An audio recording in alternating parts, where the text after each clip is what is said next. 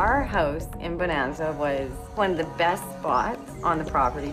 It's in the middle of the jungle. You're sitting up on a hill, you have parrots flying by. And it was beautiful. It felt like a normal day to me. I had a meeting to get back to. Something in me said right, and he told me to go left. And that's where it all started. We received the request for a $2 million ransom. I mean, the gun was cocked at my head. I thought it was over.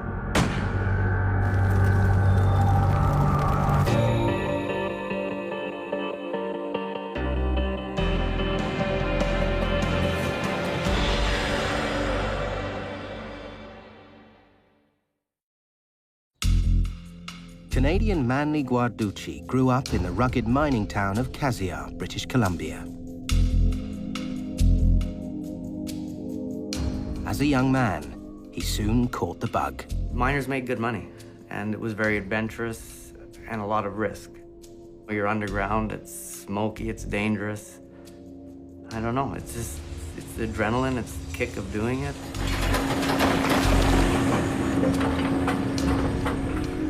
In 1997, Manly met Dion van der Wolf. 2 years later, they married. He has a lot of charm. Like, he was a great guy, and he was fun. He was a lot of fun. I never liked the clean-cut kind of guys. He had long hair, and he, you know, kind of flew by the seat of his pants. It was August 1999, 2 months after the wedding, when Manly was offered a job at a gold mine in Bonanza, Nicaragua. Despite years of civil war in the 1980s between the left-wing Sandinista government and the American-backed Contras, the Central American nation was now relatively stable.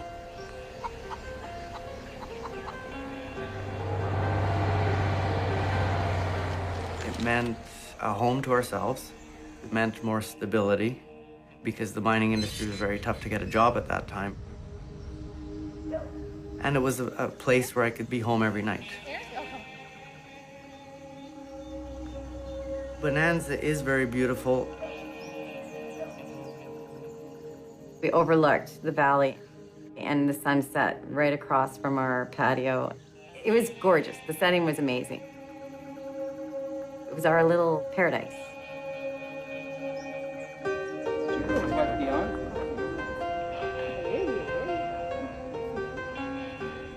Manly's boss was mining veteran and fellow Canadian Tom McGrail, an old friend from back home.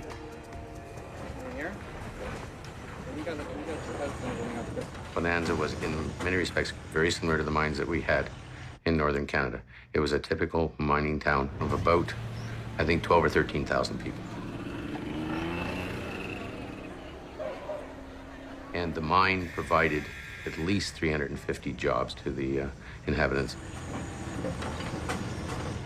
But the nicest thing is it had no snow.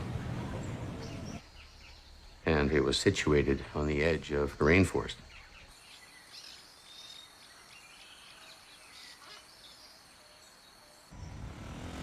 My day would start out going to the office for a couple hours, meeting with the shift crews, reviewing what they did, setting them off to work. And then once every 2 days, I would be responsible for taking a tour and visiting all the work sites, which meant traveling around the mountain and walking 3 to 5 kilometers underground, looking at all the installations.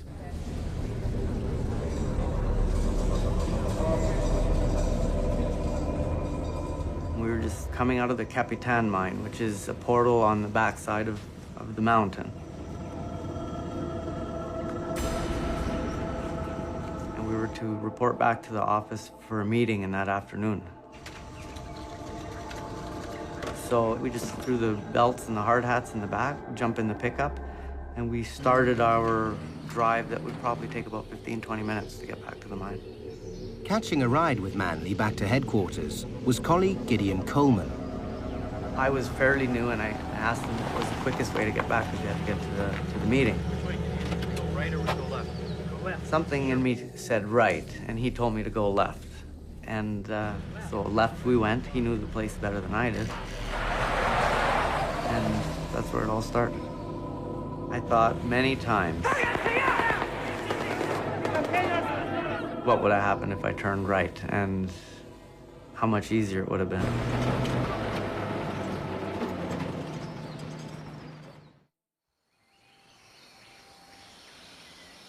Returning to the Bonanza Mines headquarters, Canadian Manley Guarducci drove past one of the depots where the gold mine's explosives were stored. In the middle of the road, there were 3 or 4 people dressed in army fatigues pointing their weapons at us. I asked my partner, I said, you know, who are they? What's going on? He said, no worries, it's the army.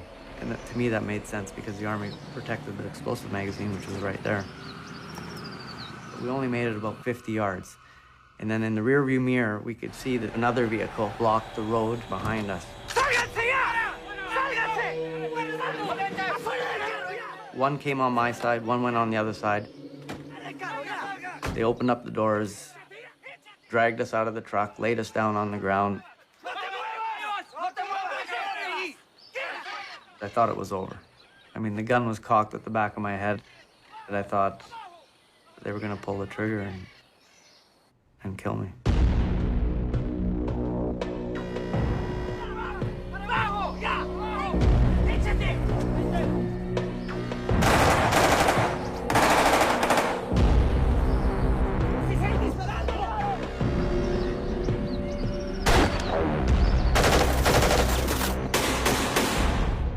Bullets flying over our heads, and I really didn't know what was going on.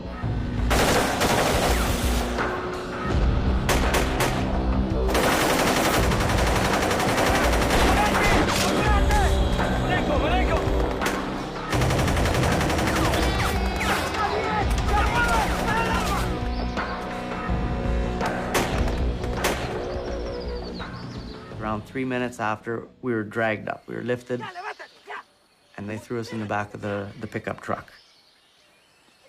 Manley's captors weren't the army, but thieves attempting to rob the explosives cache.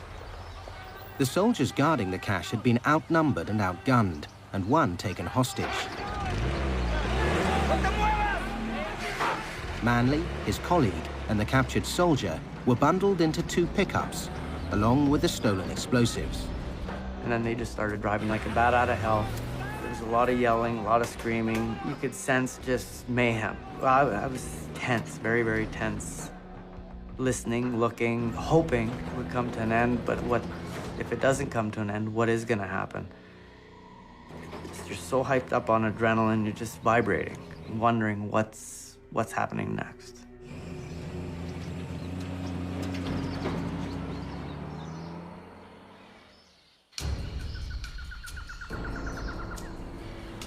We drove as far as the pickups could go on that road. And that's when we got out, and they told us to stand up. They tied our hands behind our back and gagged us. They started taking everything out of the trucks, ransacking the trucks to get what they could that was of any use.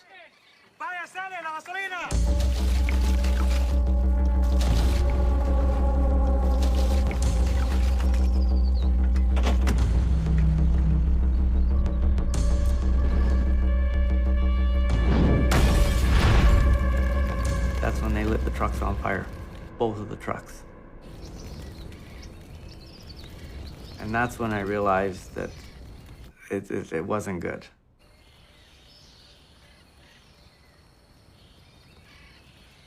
In Nicaragua at the time, you always hear people talk about los armados, the rebels, the people that are in the bush with guns, robbing, stealing. You would read about them in the paper.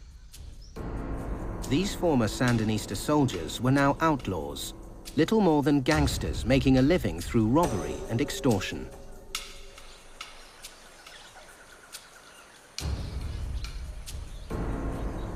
Gideon had something wrong with one of his feet. He had a limp.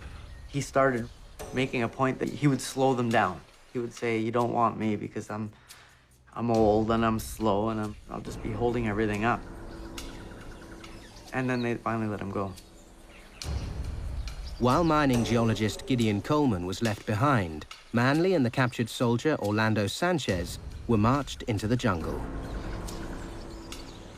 We were told that we were going to go on a long walk, and that's when I started getting concerned that they could take it a step further and just kill us.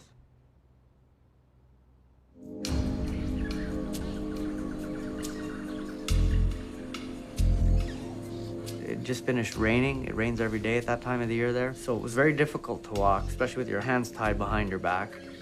And I was wearing rubber boots and shorts from coming out of the mine. That wasn't very pleasant because we're walking up steep hills in mud, clay.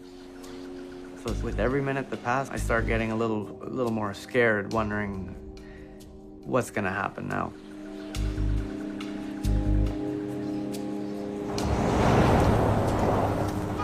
I don't know. I'll have to see. Yeah. Okay, let's have a look here.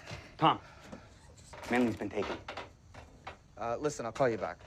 My operations and administration manager informed me that he'd been taken, that we had lost 2 trucks, and that they had also taken a soldier at that time. And although we knew of the presence of the armed groups, we had never had an incident between any of the mine employees and these groups. Initially, we had no idea what had provoked this kidnapping of Manley, nor did we actually know who was responsible for it. And so we called the police and told them what had gone on. It was a great day, beautiful, sunny day, and I was cooking because I knew Manley was on his way home.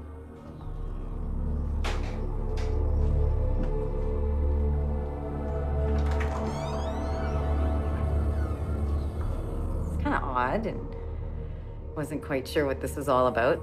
And one of the guys, Jack, just said, well, there's no easy way to say this. Your husband's been kidnapped.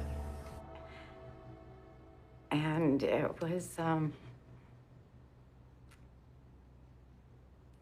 it took a while. It took a while to sink in. And I couldn't wrap my head around it. And they're staring at me, and I'm like, okay, this is not a joke. What's going on? How do you know? Like, are you sure? How can that happen? I remember Lois saying to me, she said, I think we should go down to the office and you should phone Manley's family and your family and let them know what's going on.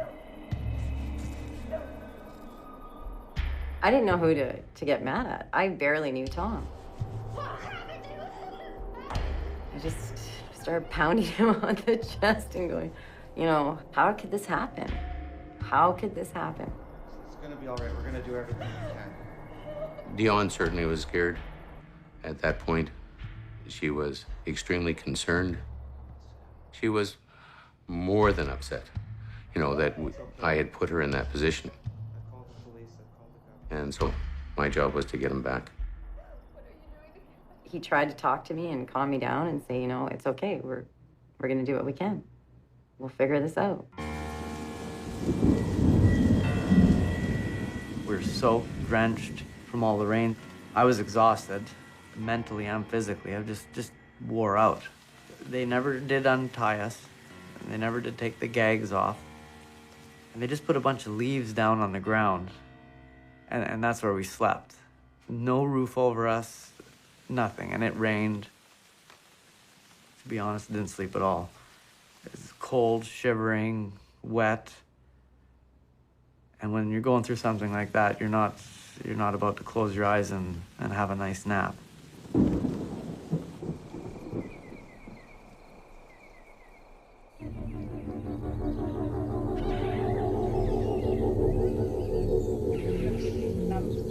¿Qué muchachos? Vénganse para acá. Aguántate.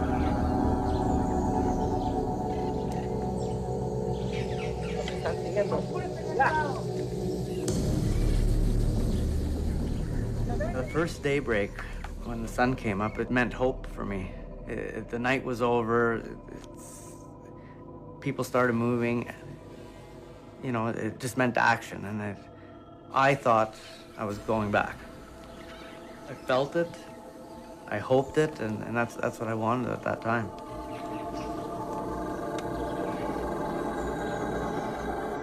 Marenko, háblame. Marenko, this is Tom McGrail from the mine. At the time that Manley was taken, they also took 2 radios with them. Marenko, háblame. Marenko, this is Tom McGrail from the mine.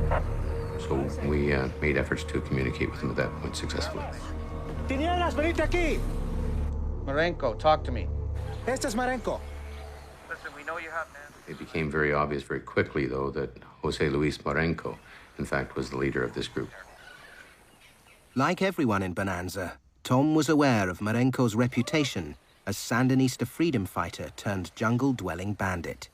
When he went in the bush, he degenerated into something extremely savage, and some of the actions of both he and his group were very savage. He made an example of a family that didn't help them, and he cut all their heads off, put them on poles on the side of the road just to make an example of this family. What kind of person does that? Not a very stable one. It was hard knowing that this guy has my husband.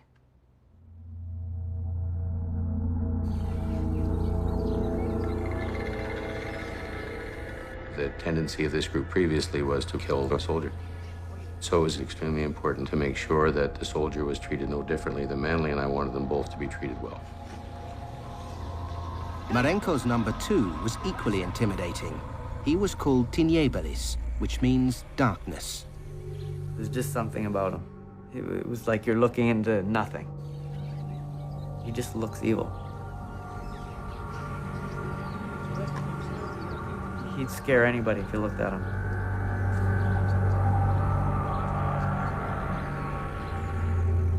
They had a quick meeting, and they told me that they had talked by radio to the mine. And that gave me more hope. I felt, well, if there's communication, then they're going to resolve this, and I'll be going home. But this was far from the case. In fact, the Nicaraguan government had by now called in the army to help track down Marenko and rescue Manley.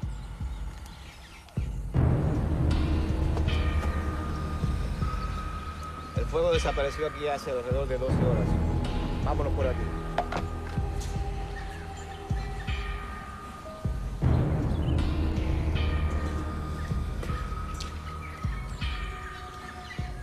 The most important thing was to make sure that there was never a confrontation between Marenko's group and the army or the police. In the event that a confrontation were to have occurred, of course, then you would have had some kind of a firefight. But, you know, AK-47s going off in the jungle, a lot of things can happen. It would have placed everybody at risk. Ever since day one, it was always known that the army was gonna be after us. I mean, that's something that they would say. If the army finds us, then we're gonna put you in the middle, and we're gonna use you as protection.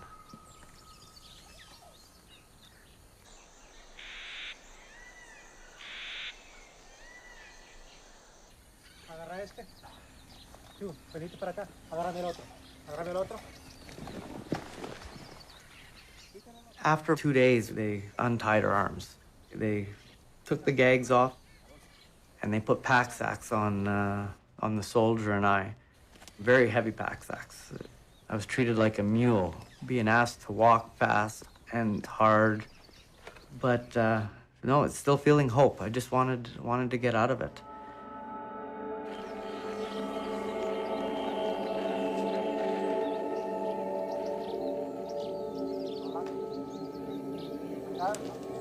Oye, tú, mira. Apúrate.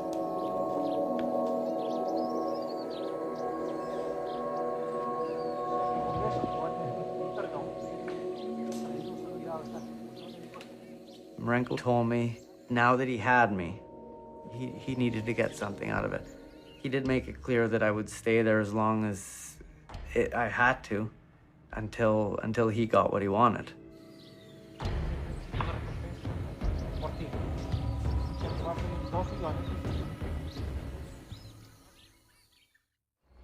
Quiero ver las manos.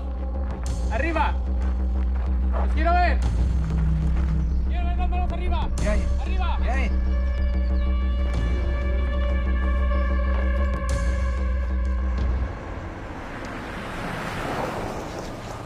Canadian gold miner Manly Guarducci had been held hostage for 4 days when his captors sent a message to his boss, Tom McGrail. When we received the request for a $2 million ransom to recover Manly, and I knew I was in trouble. I had problems rubbing together 2 nickels.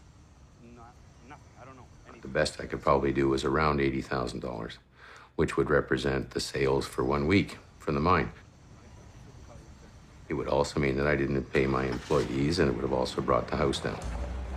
That would have been the end of the mine, as we know.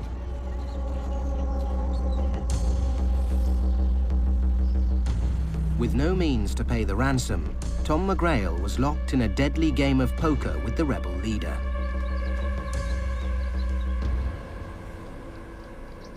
Marenko couldn't have picked a worse time to kidnap somebody that worked at a gold mine. Gold being at all-time low, the production at the mine was not good. I knew no payment was coming from that operation. Marenko didn't believe me because, as always, the rumor is you're a gold mine, you have a lot of money, you sell gold, you're making millions and millions of dollars. The reality was quite otherwise.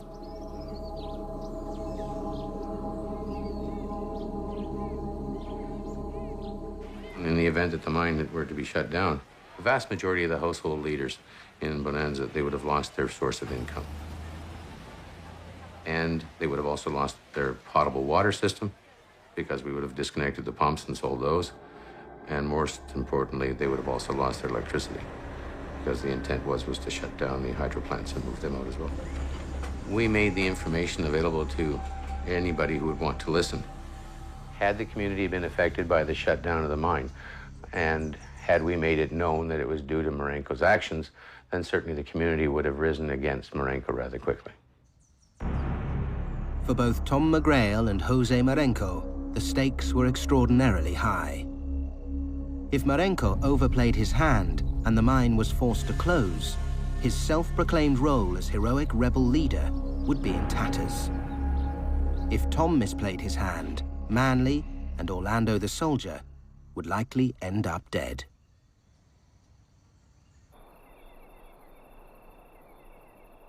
Orlando knew what kind of people they were, and his concern was that no Nicaraguan soldier has been held captive by these people and then let go alive.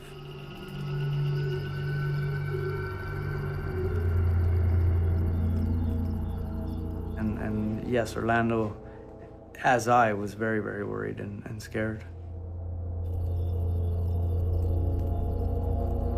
The thing that bothered me the most when I thought about Dion was that we just moved to Nicaragua. We have just been married. I was worried about what she thought was happening to me. Is today the day? Is this going to be over today? And then night would come and you go, okay, maybe tomorrow. You're trying to be strong. You're trying to, everybody's like, you know, it's okay, keep your chin up, be tough. You know, we'll get through this. And you're doing your best. You're trying not to, you know, lose it every 20 minutes of the day. You got to be strong. You got to think positive.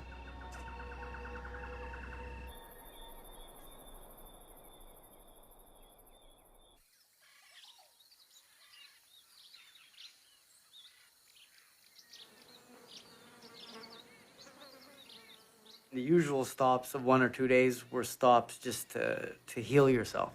You know, get some rest, build up your strength again. But your feet are the biggest issue because you're wet the whole time. I mean, the minute you put your boots on in the morning, well, your boots are wet. But from the time you put them on, all day, your feet stay wet. Keep your feet in water for about 8 hours and then rub them with a cheese grater, you know? You got pieces of skin coming off all over the place.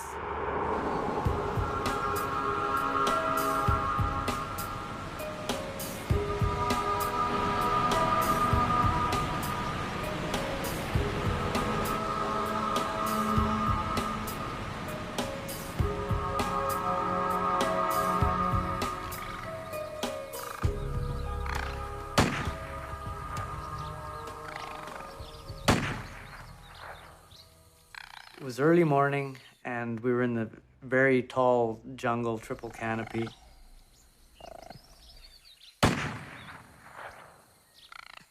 And these raccoons were in the high trees, and Marenko was just taking shots at us, and he must have blasted about 10, 15 shots between him and a couple other guys trying to hit this family of raccoons, and they couldn't hit it. I just looked at Marenko. I said, well, give me the, let me take a turn. He thought I was nuts. He said, you know how to use a gun? I said, yeah, I hunted since I was a kid. And he says, well, I can't give you a gun. You might hurt one of us. And there's 10 of them with rocket launchers and an AK-47, so I finally managed to convince him to give me the gun. And they gave me the gun and 1 bullet. And that was it. And that's all it took.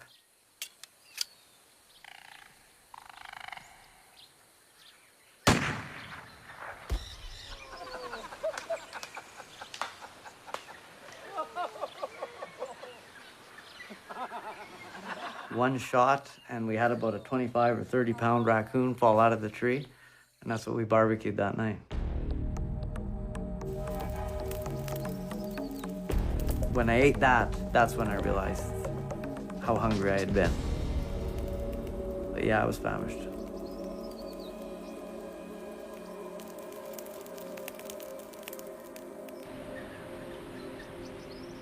The stolen radio was now out of power. But despite being hidden deep in the jungle, messengers continued to travel back and forth between Bonanza and the rebels. 10 days after the kidnap, a parcel arrived at the camp.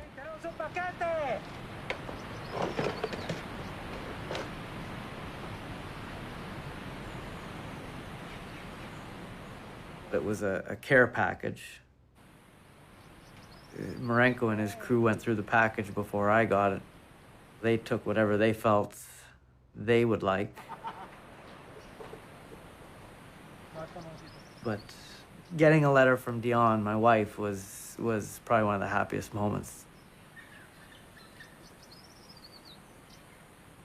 Dearest Manly, I pray you get this letter just to let you know that you don't need to worry about me. I love you, and I'm with you every day.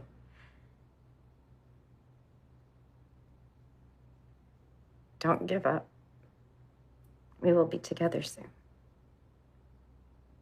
All my love, always. Your wife, Dion.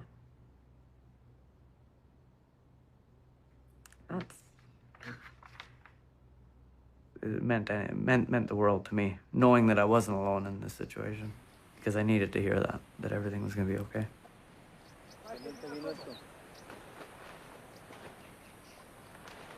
They sent in my boots, which were nice, my glasses, because then I could take my contacts out. One of the highlights were the cigarettes and the peanut butter.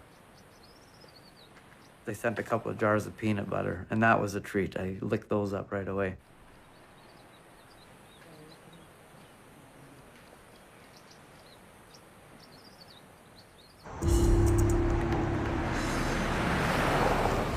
Got another note from Marenko. Marenko rejected Tom McGrail's meager counteroffer of $80,000. Nonetheless, the rebel leader now halved his demand to $1 million. Might as well be 10 million. Call John. I had decided, certainly on behalf of the mine, that the maximum that we would pay him at any time would be the $80,000. However, it would mean the end of the mine. That never changed.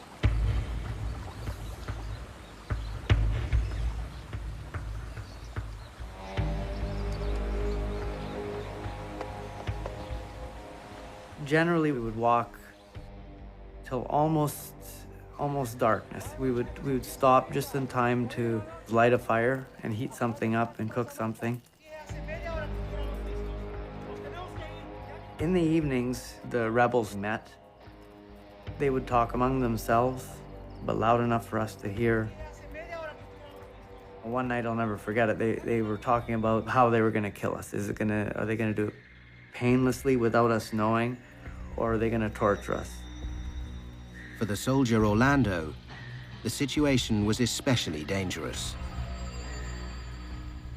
He knew more about the captors than I did.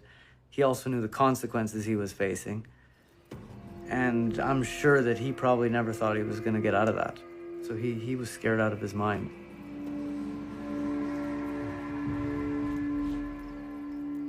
I myself, the same thing. I was starting to get very anxious. I wanted to get out. I wanted to do something.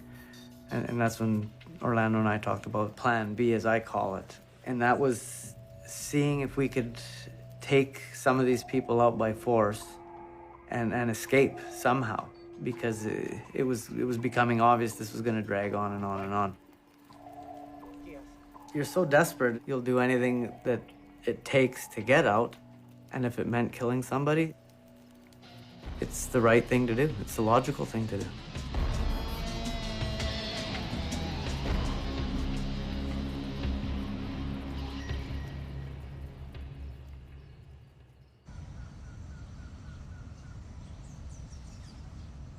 The danger that the hostages would die in an army ambush remained, until the government agreed to stand down the soldiers. How did that go? At the same time, an intermediary, Camilo Turcios, was recruited. Camilo and Marenco had been comrades during the Civil War. Marenco would have perceived Camilo to be a person of importance. So Camilo is extremely important to us as a liaison. I had just gotten this pendant from my mother-in-law from our wedding, and he said, you know, I need that. I need your... And I didn't quite understand why he needed it. Don't worry, trust me. Dámelo. And then I just said, okay, if that means getting my husband back, here, take it. You know, it's yours. Cuídate. Vámonos.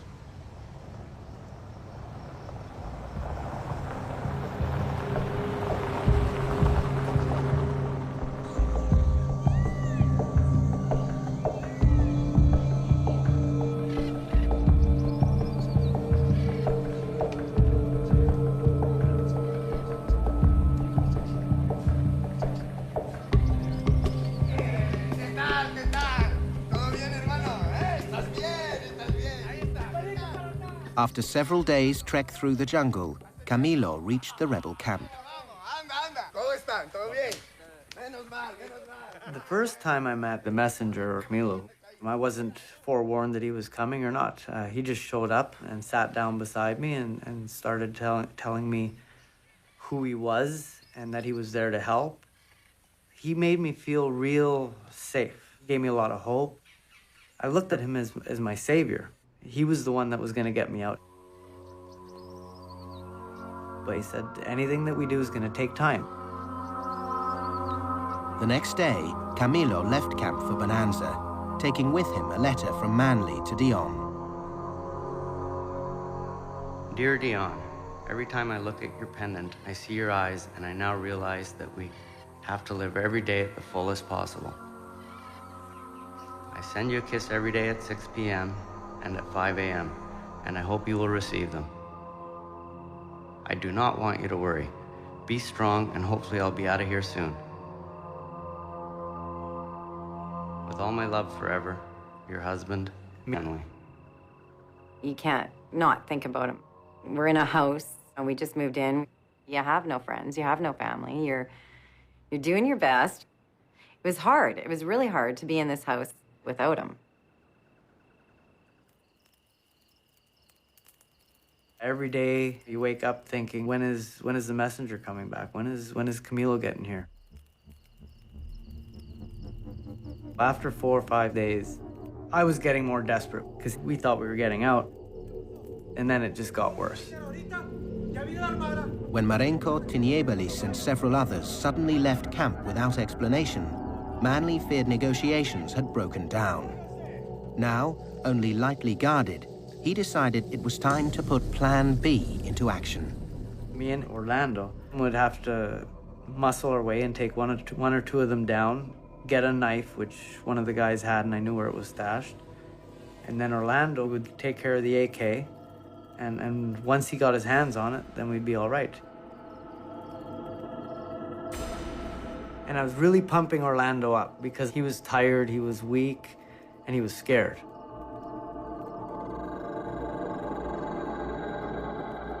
Okay, you know, Orlando, we gotta do this. He was there. He said he was gonna do it.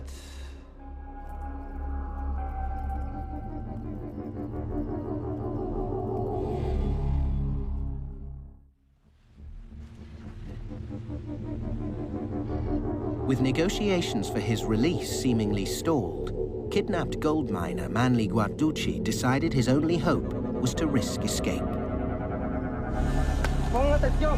But his plan was thwarted when the rebels decided to move camp. Part of me was worried because now we're gonna go meet the rest of Marenko's men. Therefore, there'd be too many to execute the plan. But the other part of me was saying, hey, maybe we're gonna go meet the messenger and something good is gonna come out of all this. I noticed that we were heading back south.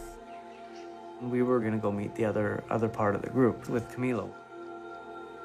That means we were heading closer to civilization. We walked quite a ways. We walked up and over a couple of mountain ranges to get there.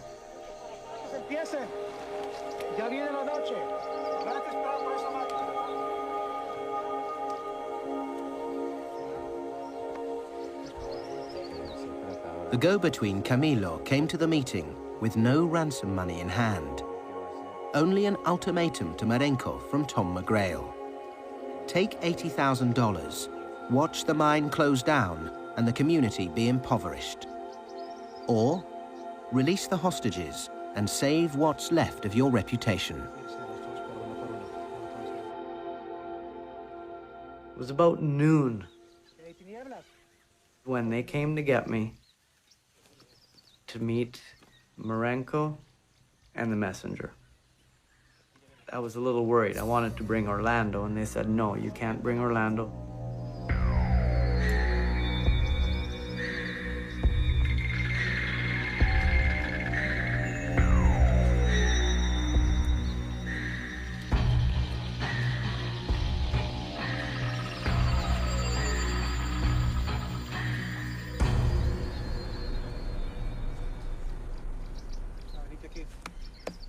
They started telling me that I was going to be released. No more here. You coming with me? We take you out of here, back to Bonanza. They said that Camilo was going to walk me out. I said, Orlando. I want to know where Orlando is. He's got to be free too. They wouldn't tell me anything about Orlando. They would not answer the questions, and they didn't tell me if he was free or not. They just ignored the subject. Go get your things and we go. What concerned me most is that Tinieblas was walking me out. And that to me made no sense because he's the guy I feared the most. I felt that they were taking me somewhere to kill me because I didn't have any other logical explanation why Tinieblas would be there. It was after about an hour's walk that we came up over a ridge and there was Orlando. And that's when I realized that I was on my way home. I just felt so happy and glad to see him.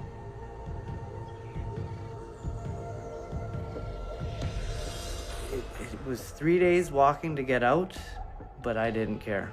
I mean, I did not care. I knew we were heading south.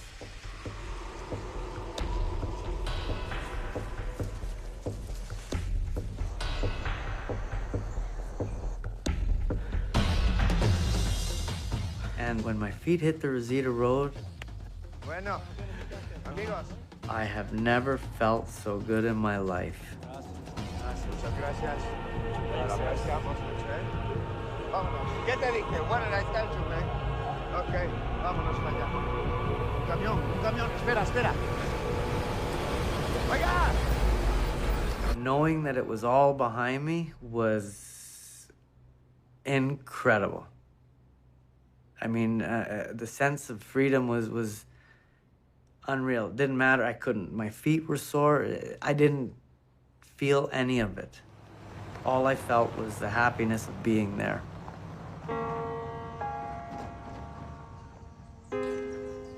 Tom is the first person I seen. I just gave him a big hug. Yeah, he could have been my father, and I knew he had a large part to do in getting me out. Hey, look at me. It was a tremendous relief. Not because I had ever felt that I was not going to get him back. I just wanted to make sure I got him back in relatively good health, and that's how he came out. Thanks so much. Good to see you. And there's all these people in the office.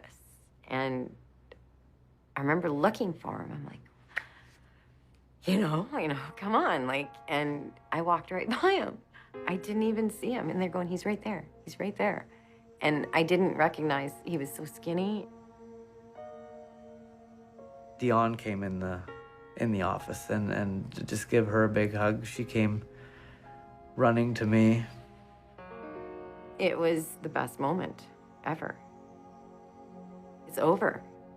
It's over.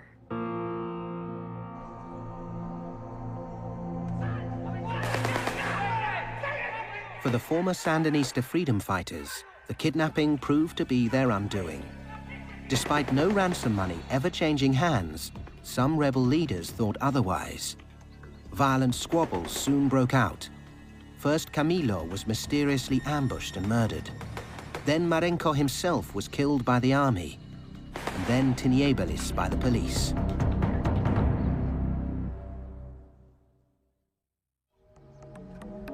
In 2002, Manley and Dion returned to British Columbia. Manley still works in the mining industry, and today the couple are raising a family. Well, I'm glad to be back in British Columbia. It was an experience down there, and we made it through it. We're okay. But I am very glad to be back on familiar ground and close to my family. I don't see us leaving anytime soon. Yeah, the experience definitely changed me. I'm not a very emotional person. I get blamed sometimes for being very hard and not opening up and not breaking down. But I think being hard, that's part of getting through stuff like that. But it also makes it hard to deal with it when it's over. That's another story.